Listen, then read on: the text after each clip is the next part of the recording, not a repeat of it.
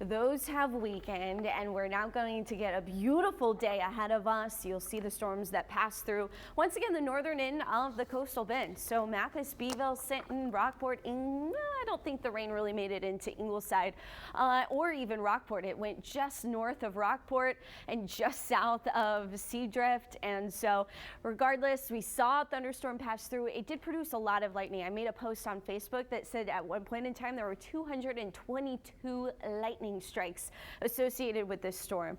But it is weakened, and now we are just in that warm and humid pattern while we are awaiting the cold front to arrive. This is the cold front that we've been talking about all week that is going to bring a risk of strong to severe thunderstorms across the entire Lone Star State. So right now that severe thunderstorm warning is the Red River Valley as this front is slowly drifting south.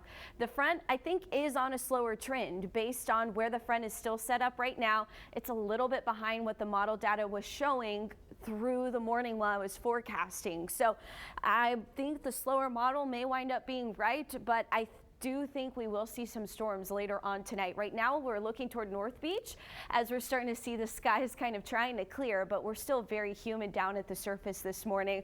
That stratus layer is still in place. It will break into the afternoon and we're going to see the wind picking up, but still only sustained around 20 miles per hour. When the severe weather arrives, it will be after dark. So sunset is just after 8 o'clock. If you're headed out to Art Walk, things look okay, especially with the later arrival of the front. However, the later you stay out past 10 p.m. tonight, the higher your risk is of getting caught within one of these thunderstorms. So just to be on the safe side, I put the severe storm risk between 9 p.m. and 9 a.m. Early Saturday morning. The impact would be high wind, heavy rain, small hail, and lightning. I don't think we get the large hail, but I'll show you who I do think sees some really large hail coming up. Rain gear and indoor shelter, which means if you are at one of these outdoor events, have an indoor shelter option to go to, because when thunder roars, you do want to head indoors. Breaking it down on Futurecast, the front is well off to our north right now, but once it starts moving, then that's a good idea of an estimated timeline of arrival, right? So you're going to see the front slowly drifting south here. This is midnight, just after midnight, 1 a.m. actually. The front continues to drift south. We see our strong to severe thunderstorms likely after midnight, but here's what's happening into Saturday. The front keeps moving south. It keeps getting pushed south.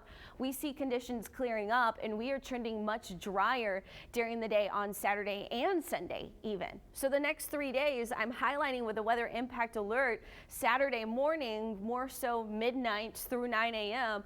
for that risk of thunderstorms as the cold front moves through, but then the storms are going to clear out and we only have an isolated chance for a little rain on Sunday. Where we see that greatest risk of severe weather, it's the Texas Hill Country today. That's where the hail risk is highest, that's where the wind risk is highest, and that's where the tornado risk is highest. So that's San Antonio, New Braunfels, Houston, just south of Dallas, Austin, Waco, all of these areas are under that level 3 enhanced risk of severe weather. We're under a slight risk. That mostly just means instead of an isolated storm like we've seen the last 2 nights, we have a greater risk for a couple more storms producing those 60-mile-per-hour wind gusts.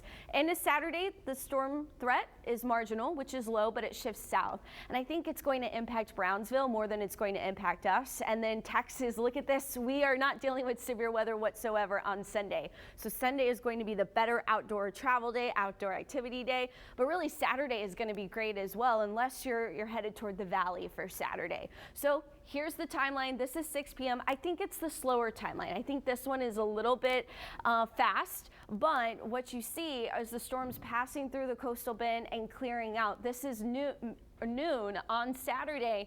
Brownsville still could be seeing some strong to severe weather. We just have a low risk for an isolated shower. So events on Saturday are looking great, especially after 9 a.m. By 9 a.m., I think everything is to our south, and then we're turning pretty dry on Sunday. I lowered the rain chances to 10%, but we're still looking unsettled into next week. Notice temperatures get warmer. Yeah, there's a warm front that's going to bring us a chance for a little bit of storm action.